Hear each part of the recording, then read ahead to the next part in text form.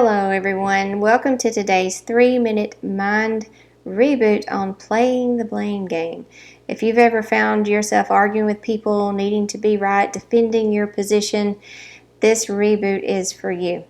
This creates a lot of stress and this creates a lot of friction in our relationships when we don't take responsibility, but we want to look at everyone else and say that they're wrong and we're right. So there's 3 things that I want you to remember to help you snap out of this blame game and make some changes for yourself. This will help bring you away from constant frustration and anger and just blaming everyone else and actually create some change for yourself in your life. As long as we're blaming others and not taking responsibility, we can never change those things about ourselves that we're not really that happy with. So the first thing that I want you to ask yourself is it possible that I'm wrong? I know this is not something any of us want to do. We would much rather everyone else be wrong. We would much rather it be their mistake, and that way they have to change. But sometimes we just need to stop and ask ourselves, am I wrong here? Was there something that I misperceived? Was there something that I said wrong? Was it me? And ask yourself this question. I know it takes a very strong and brave person to be able to do this and take responsibility, but you can do it. The second thing is to face our flaws.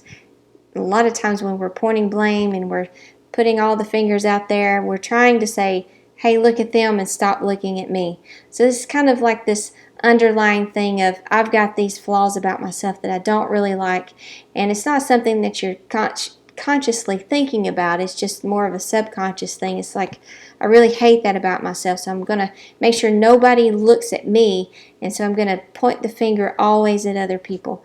It's important that we stop when we're doing this and say, you know what is it that I really just don't like about me?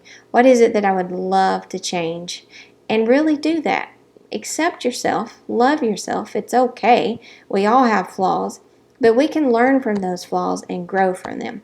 So it's important that we do that instead of just constantly trying to take the attention off of ourselves and blaming everyone else.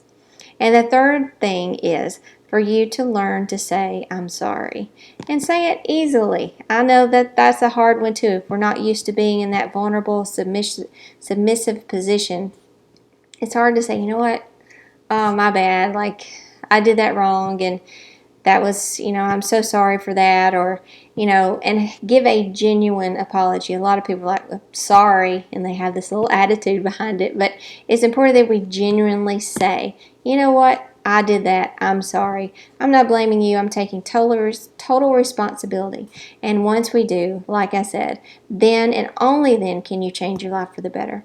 Thank you so much for joining me for today's Mind Reboot, and I cannot wait to see you tomorrow.